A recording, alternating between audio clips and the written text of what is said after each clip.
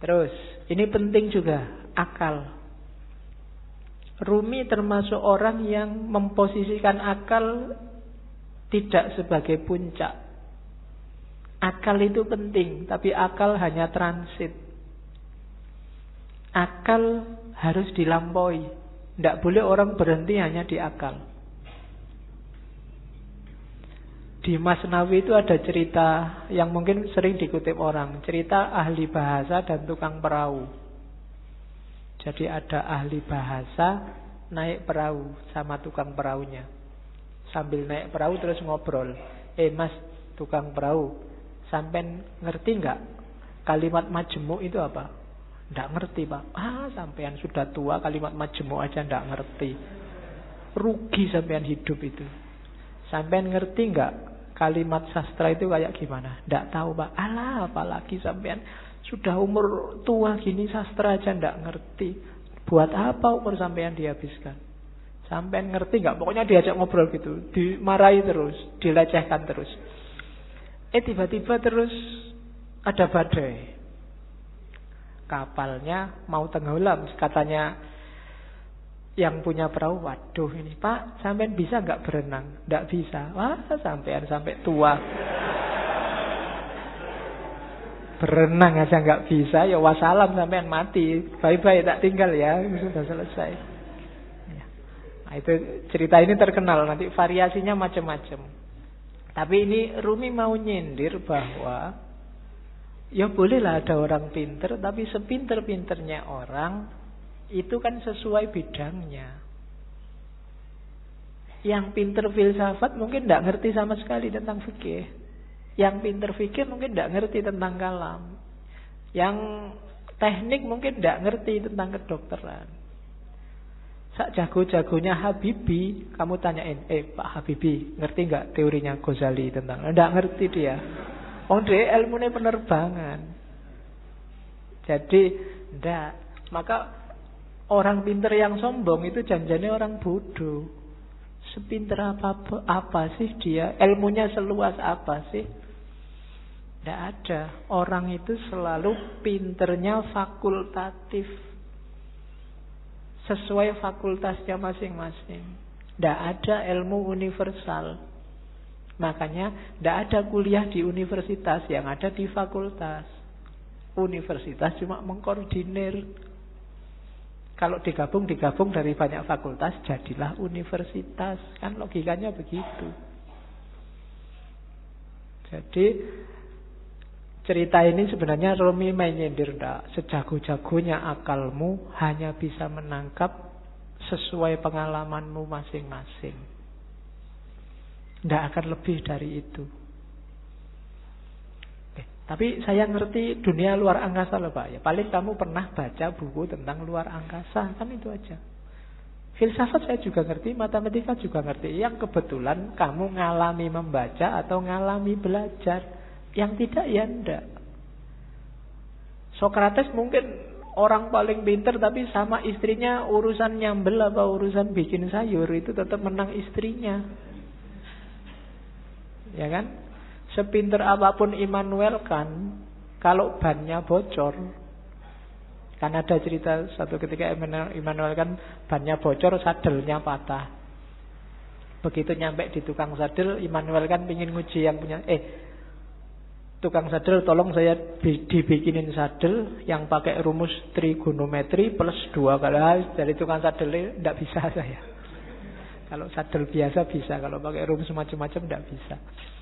Ya memang beda ilmunya. Jadi yang pertama catatannya akal itu tidak segalanya. Kalau kita hanya bersandar pada akal, maka kita bersandar pada batas pengalaman kita sendiri.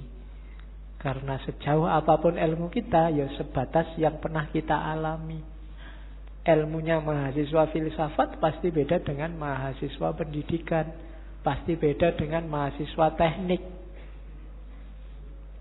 Itu batasnya akal. Jadi saya bilang tadi, akal hanya transit. Katanya Rumi, akal, jasmani, lahiriah ini harus sih, cuma Dia bukan tujuan, dia hanya alat transit kita untuk menggapai yang lebih dalam, lebih tinggi. Wilayah ilahiyah. Jadi jangan dihentikan akal untuk akal. Atau kalau fisik misalnya harta untuk harta. Tidak bisa berhenti di situ. Karena hidup kita ini rumusnya adalah inna lillahi wa inna ilaihi roji'un. Dari Allah dan sekarang sedang berjalan menuju Allah lagi. Maka apapun pengalaman, kalian punya apapun, ngerti ilmu apapun, punya harta apapun, punya kebisaan apapun, harus dalam rangka mendukung berjalan semakin dekat pada ilaihi roji'un. Termasuk akal. Kita dikasih Allah akal, panca indera, itu sebagai sangu untuk ilaihi roji'un. Jangan sampai tersesat. Bahkan Allah saking sayangnya sama kita, gak cuma itu, kita dikasih buku pedomannya langsung, namanya kitab suci. Enggak itu juga, karena khawatirnya kita enggak mau baca, kita dikasih nabi juga, dikasih rasul juga. Dalam rangka apa? Biar langkah kita ilaihi roji'un ini pas, enggak keliru. Maka katanya Rumi, akal kita, panca indera kita, apapun yang kita bisa, yang kita miliki, ini harus jadi jalan, harus kita lampaui menuju ilaihi roji'un tadi, dalam rangka bertemu dan berjumpa sama Allah. Kalau enggak, berarti satu di antara dua. Kalau bukan kesia-siaan yang nanti kita sesali, mungkin juga ketersesatan. Sia-sia itu enggak ada gunanya, kita tuas capek. Tersesat itu kita nyeleweng, jalurnya tidak ilaihi roji'un. Kalau Al-Quran bilang yang bisa ilaihi roji'un itu nafs mutmainnah. Ya ayyatuhan nafsul mutmainnah, jiwa yang tenang. Maka tugas kita di dunia ini bikin nafs kita mutmainnah, biar nanti bisa ilaihi roji'un, bisa kembali dengan mulus, dengan lancar pada Allah. Nah itu akal. Jadi termasuk ngaji ini ya. Ngaji ini tidak boleh bikin semakin jauh dari Allah. Harus bikin paling tidak selangkah kecil lebih dekat sama Allah. Kalau enggak, mending kamu tidak usah ngaji. Kalau ada ya Pak, saya tuh ngaji filsafat terus jadi nggak yakin Allah itu ada apa enggak. Wes kamu tidak usah ngaji lah kalau gitu. Kok waktu ditanyain Allah besok kamu nunjuk aku. Ah itu yang ngajari Pak, nanti gitu aku susah aku. Enggak, pokoknya apapun harus bikin kamu selangkah lebih dekat. Kuliah juga begitu. Kamu kuliah juga, target sementaranya sih untuk penyemangat itu kan yo IP lah, pekerjaan lah, tapi harusnya kuliahmu bikin kamu semakin dekat sama Allah. Makan juga begitu, tidur juga begitu, pacaran juga. Ya jadi kalau punya pacar, bilang ke pacarmu, kita komitmen ya, kita pacarannya semakin mendekat ke Allah. Ya diatur sendiri rumusnya, kamu yang ngerti. Ya, kalau mau pegangan tangan, bismillahirrahmanirrahim. Ya, kalau sudah, alhamdulillah. Oke. Itu maunya Rumi. Jadi apapun fasilitas yang diberikan Allah pada kita sekarang, manfaatkan itu untuk ilaihi roji'un. Hakikat kita ada di situ. Dan semua yang bikin kita semakin jauh dari ilaihi roji'un, hindarilah. Termasuk mungkin yang casing itu kan tampakan luarnya, kelihatannya ini sangat agama deh, kelihatannya ini sangat islami deh, tapi kok rasanya bikin kamu semakin gak dekat sama Allah, mending dijauhi. Oke, itu Rumi. Saya ingin ngomong sedikit tentang ini. Tarian berputar Darwis, Whirling Darwis. Di tarian ini ada beberapa kunci ajarannya Rumi. Ya kalian lihat kemarin di masjid juga ada. Itu ada rumusnya. Mungkin kalian lihat dengan semakin muter semakin cepat, semakin lemah semakin cepat. Ada yang tanya kok enggak pusing ya? Enggak. Ada rumusnya. Kalau pengen enggak pusing, yang pertama waktu muter, kepalanya jangan ikut muter. Jangan ikut geleng, jangan ikut ngangguk. Yang kedua jangan merem. Kalau merem ada kecenderungan lebih pusing. Yang ketiga jangan lirak-lirik. Pandangan matanya harus lurus. Jadi yang gerak cuma badannya. Posisi tangan itu penting. Tangan kanan menunjuk ke atas, tangan kiri ke bawah. Ini menjemput, menunggu hidayah dari Allah. Kalau sudah dapat disebarkan ke bawah. Jangan dilek dhewe basa Jawane. Aja dipek dhewe. Kalau dapat ilmu banyak, kalau dapat yang penting-penting ya disebarkan. Jangan pelit, jangan nunggu diundang dan dibayar baru mau ngajar. Ya. Wong ilmu kamu nggak beli. Saya selalu bilang ilmu itu bukan karena usaha kita, tapi dikasih Allah. Kalau belajar itu kewajiban kita, tapi dapat ilmu atau tidak itu terserah Allah. Makanya kadang-kadang ada mahasiswa kuliah kok ngantuk. Jangan dimarahin, mungkin memang belum rezekinya dapat ilmu dari dosennya. Jadi ini menjemput hidayah, yang ini menyebarkan. Terus mutarnya berlawanan dengan jarum jam. Yaitu ada filosofinya.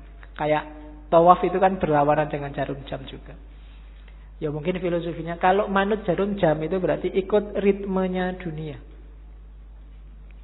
Ikut ritme sehari-hari. Tapi yang spiritual itu ritmenya dibalik. Kita geraknya tidak mendatar tapi ke atas.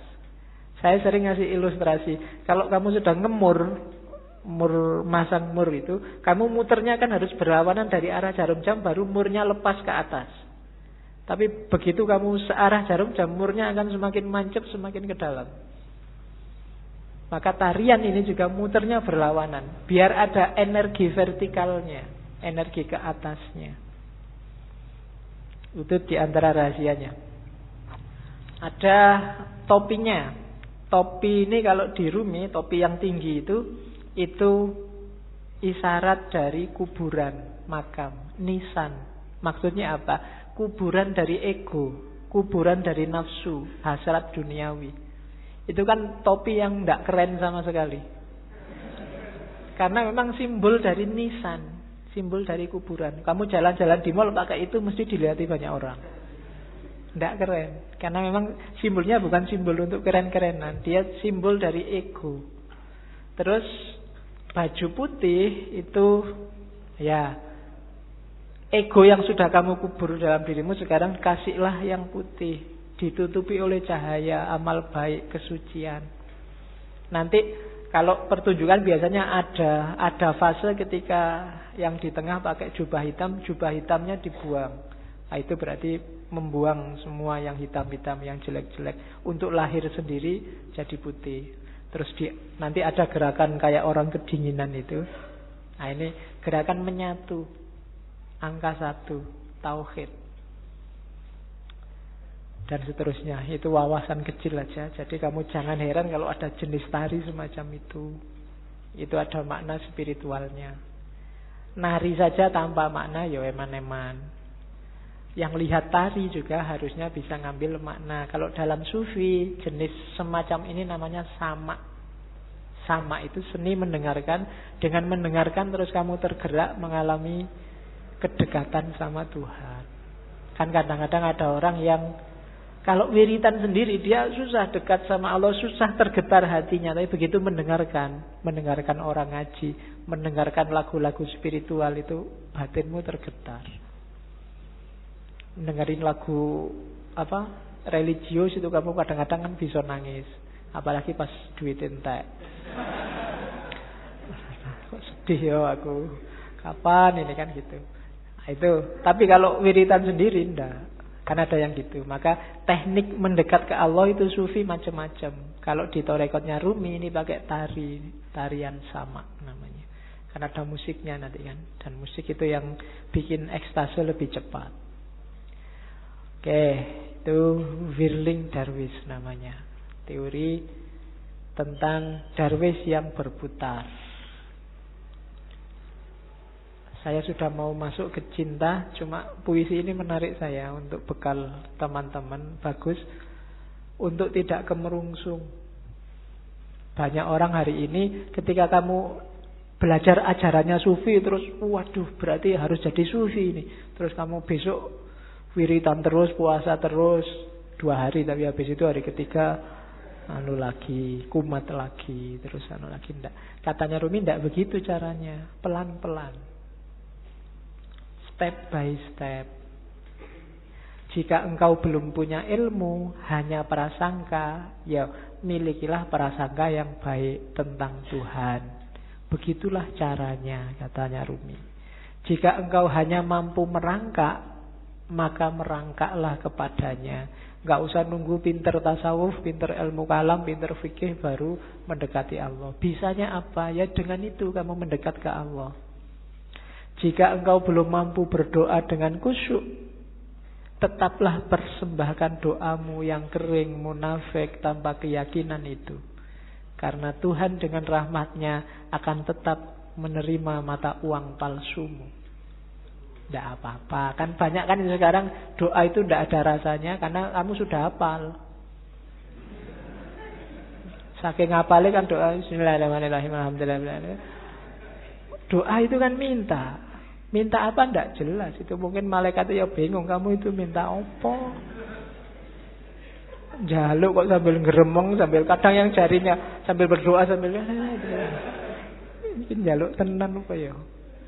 Tapi tidak apa-apa katanya Rumi. Persembahkan saja doamu. Gusti Allah itu maha rahmat.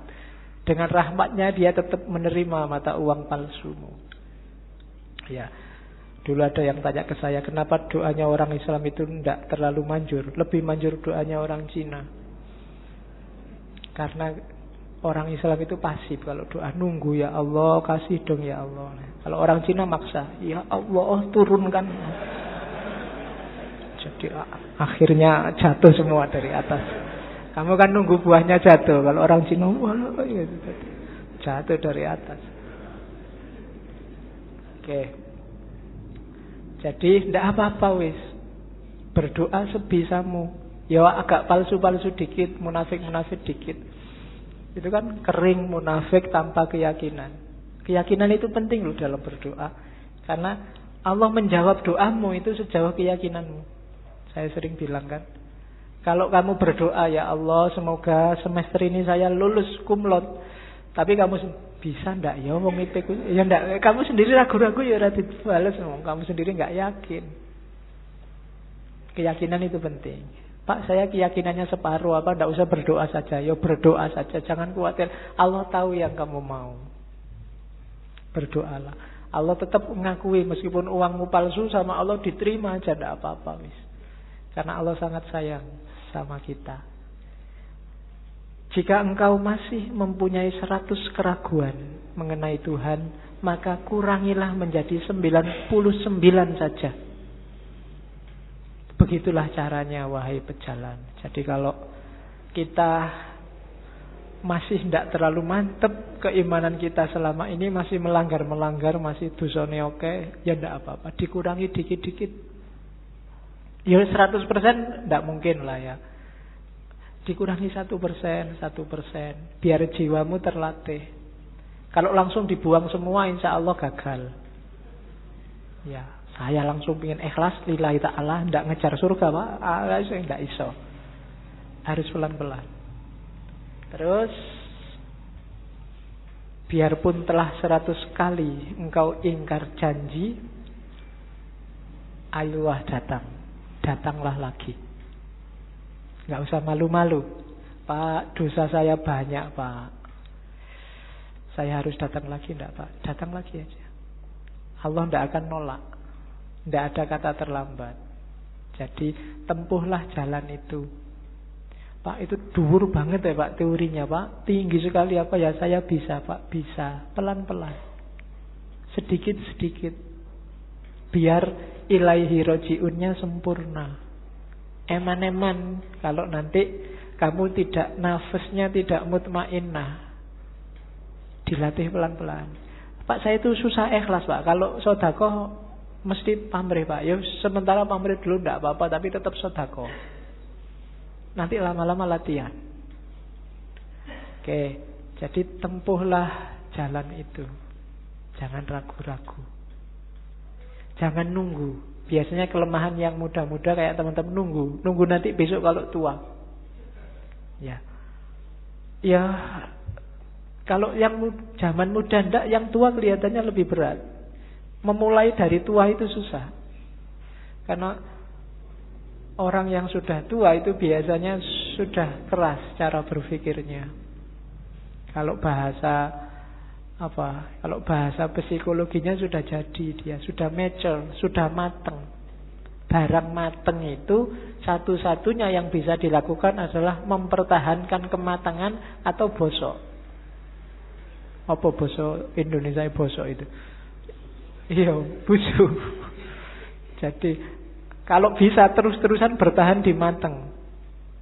Kalau enggak ya lama-lama busuk itu apa? Pikirannya enggak laku. Kalau bahasa filsafatnya out of date, ketinggalan zaman. Dirubah susah.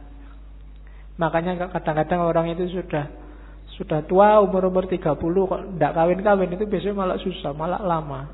Terlanjur mateng. Iya. Iya. Peribahasanya kan begitu. Jodoh di tangan Tuhan, tapi umur 30 tahun ke atas Tuhan lepas tangan.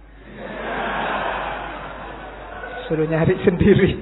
Sudah capek Tuhan, nunggu sampai umur 30 kok nggak kawin-kawin. Oke. Terus